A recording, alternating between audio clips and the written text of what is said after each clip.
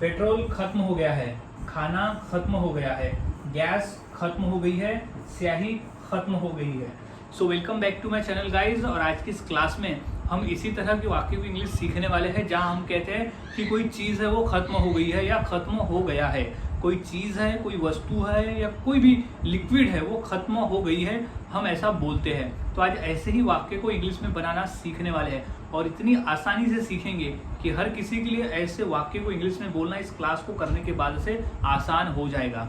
और हाँ गाइज, मैंने आपके लिए एक कोर्स तैयार किया है जो कि है 300 इंग्लिश सेंटेंस फॉर्मूला। उस कोर्स में आपको मिल जाएगा, पीडीएफ फॉर्म में है और उस पीडीएफ फॉर्म से आप आसानी से ऐसे 300 वाक्यों की इंग्लिश सीख सकते हो जो हम अपने रोजाना के बोलचाल में बोलते हैं। हर फॉर्मूले के साथ में आपको 5 से 6 एग्जाम्पल भी मिल जाएंगे जिससे आपको समझने में और फिर उसे बनाकर बोलने में आसानी होगी। तो आप इसे मात्र 150 रुपीज़ में मुझसे खरीद सकते हो मेरे इस कॉन्टैक्ट नंबर पर कॉन्टैक्ट करके। अब हम सीखते हैं कि इस तरह के वाक्य को हम इंग्लिश में कैसे बनाते हैं और कैसे बोलते हैं।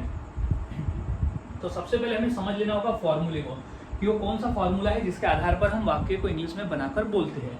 तो सबसे पहले वो आइटम, अब वो कौन सी आइटम खत्म हो गई है वो हम आइटम में लिख देंगे। वो चीज़, उस वस्तु का नाम जो खत्म हो गया है, जो हमें बोलना है कि वो चीज़ खत्म हो गया है, वो आइटम में सबसे पहले हम लिख देंगे। सबसे पहले हम उसे बोलेंगे। इस सिचुएशन के हिसाब से रहेगा, जो भी चीज़ें सिचुएशन में खत्म हो गई होगी वही आप यहाँ आइटम में लिखोगे। फिर प्लस हैव हैज। अब सब्जेक्ट देखकर यानी आइटम देखकर हम हैव और हैज को लगाते हैं। एक से ज़्यादा अगर रहता है तो हम लगाते हैं हैव, अगर एक रहता है तो हम लगाते हैं हैज़।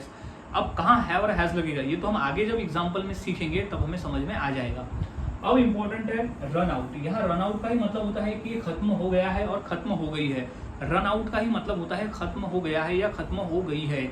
ये रट लेना है, याद में रखना है। यही जो शब्द है रन आउट, ये कॉमन है और यही हर वाक्य में आएगा, रन आउट। तो हमारा कंप्लीट फॉर्मूला हो रहा है item plus have has plus run out. अब हमने फॉर्मूले को समझ लिया। अब हम फॉर्मूले के आधार पर वाक्य को 1 बाय 1 इंग्लिश में बनाना सीखते हैं। तो सबसे पहले हमारा वाक्य है कि पेट्रोल खत्म हो गया है। पेट्रोल खत्म हो गया है। तो सबसे पहले हम उस आइटम का नाम लिखेंगे जो खत्म हो गया है। तो आप हमारा यहाँ आइटम क्या है, वो है पेट्रोल। तो सबसे पहले हम लिख देंगे द पेट्रोल।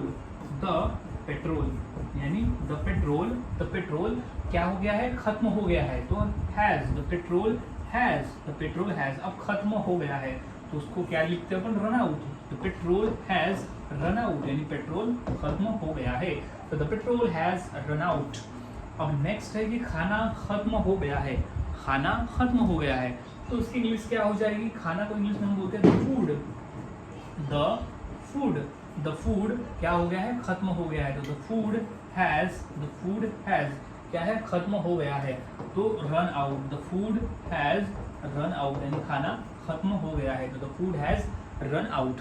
सो इस तरह से गाइस वाक्य को बनाया जाता है और बोला जाता है। काफ़ी आसान है, बस आपको फॉर्मूले को याद में रखना होता है। कुछ और वाक्य देख लेते हैं और आसानी से समझने के लिए।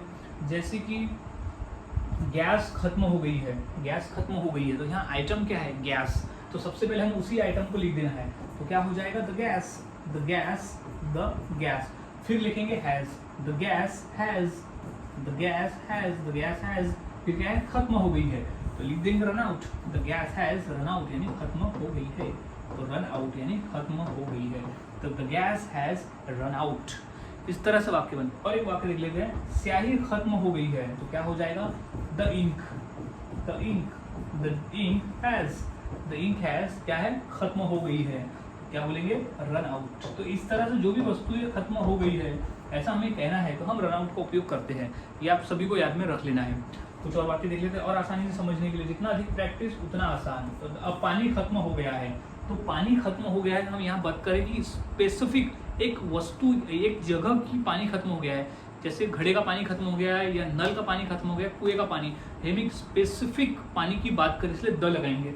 क्या हो जाएगा, द वाटर, द वाटर यानी कि तालाब का पानी, नदी का पानी खत्म हो गया है।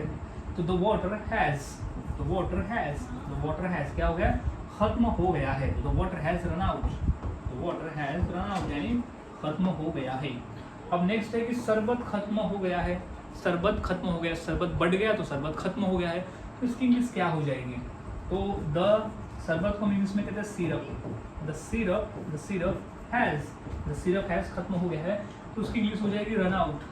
तो सिरप हैज रन आउट यानी खत्म हो गया है। सो गाइज इस तरह से हम किसी आइटम जब खत्म हो जाता है तो हम इस तरह के वाक्य को बोलते हैं कि रन आउट, यानी आइटम हैज़ रन आउट। सो इसी तरह से प्रैक्टिस करते रहे, जितना अधिक प्रैक्टिस करोगे उतना आसान होगा। तो इसी फॉर्मूले के आधार पर मैं 2 वाक्य देता हूँ, जैसे चाय खत्म हो गया है और चार्ज खत्म हो गया है। चार्ज का सेंस यहाँ है कि मोबाइल की बैटरी, यानी मोबाइल की बैटरी खत्म हो गई, मोबाइल का चार्जिंग खत्म हो गया है, चार्ज खत्म हो गया है। तो ये 2 वाक्य की इंग्लिश क्या होगी मुझे कमेंट सेक्शन में ज़रूर बताएं, और वाक्यों की प्रैक्टिस करते रहे। जितना अधिक प्रैक्टिस करोगे उतना आसान होगा और उतनी आसानी से आप बनाकर इसे बोल सकते हो। तो मिलता हूँ ऐसे ही और नए फॉर्मूले के साथ अगली वीडियो में। तब तक के लिए चैनल के साथ बने रहे, वीडियोस को देखते रहे और रोज़ाना इंग्लिश सीखते रहे और इंग्लिश की प्रैक्टिस करते रहे। मैं जितना इंग्लिश आपको यहाँ सिखा रहा हूँ हर रोज़ प्रैक्टिस करें।